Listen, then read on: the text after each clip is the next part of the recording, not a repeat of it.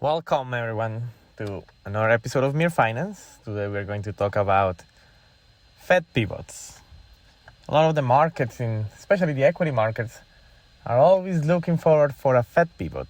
And the narrative in the mainstream media and across some fin tweets is that a Fed pivot is good. A Fed pivot will decrease the cost of capital and hence valuations will go up, so multiples would also improve and stocks will become more attractive. But actually it's the opposite. It's a faulty narrative for equity markets. So let's see how we can debunk that a Fed pivot is good for the markets.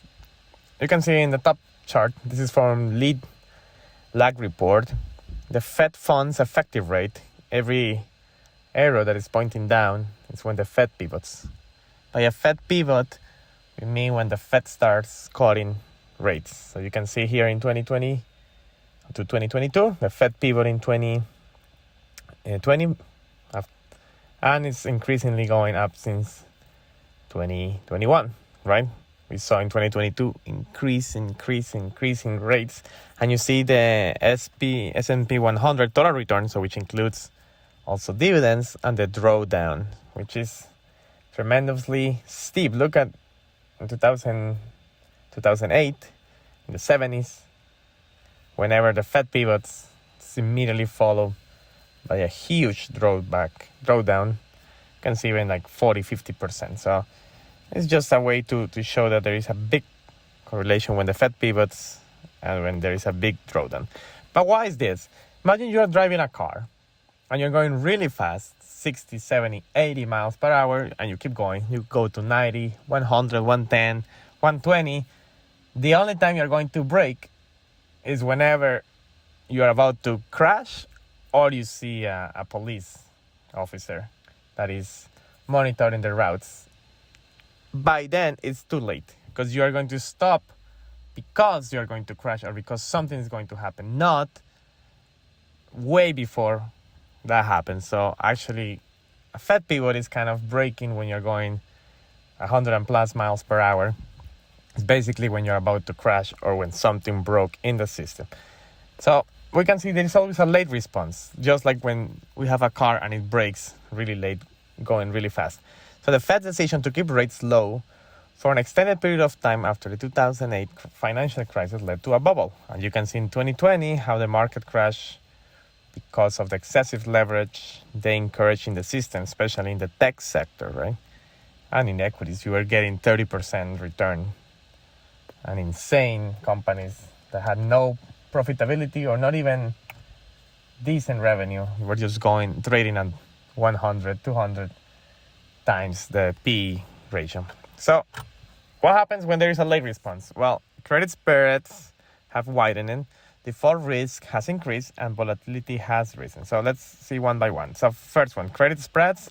We don't see yet the credit spreads slowly going to the system. The 1 year Treasury bill is at 4.78% versus the 1 year investment grade average at 5.24. So that's around 46 bips. Still pretty low.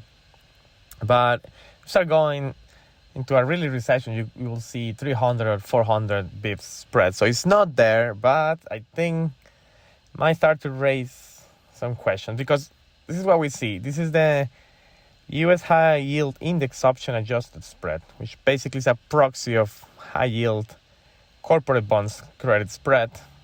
This is the top above. You can see every time there is a recession, it just shoots up.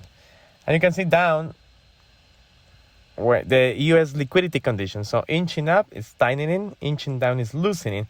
Actually, when it's inches up, which is what's happening now, then there is a spike also in credit spreads.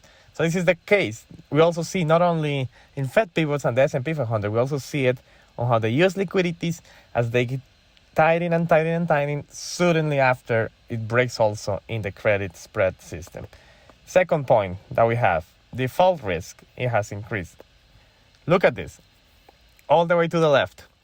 The change between the rate of the 1 month at the beginning of the year, which was 4.12, versus now, or versus end of Friday, which is 3.36, it's a drop of around 76 bips.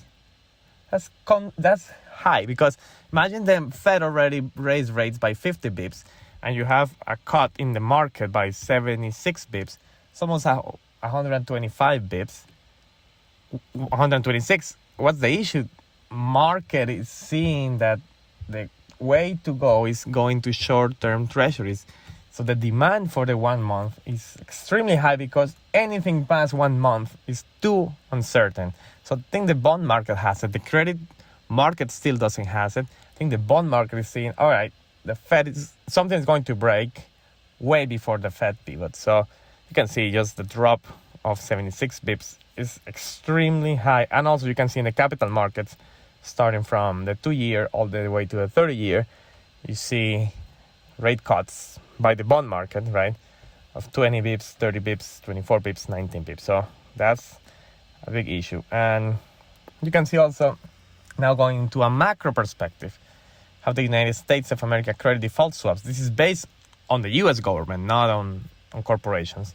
You see that the 1-year spread is 104, while the 5-year is 50. So the market is thinking, all right, short term, there is a high possibility of government defaults, probably not enough liquidity, not enough collateral, so let's move into the 1 month treasury. That's why the yield is dropping, because the prices are going up because of the demand. But this is a really important graph.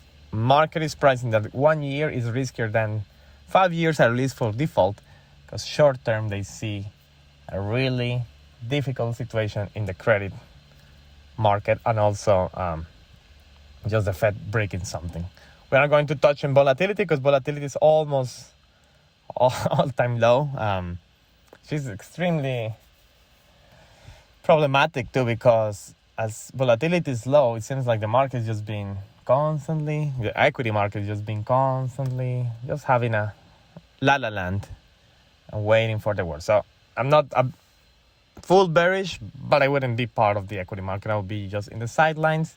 Something might break as credit conditions start coming harder and harder, and it spreads across, the credit crunch spreads across the economy. So thank you for watching. Don't forget to subscribe, and let us know what you think about this Fed pivot versus the fake narrative that is good for the equity markets.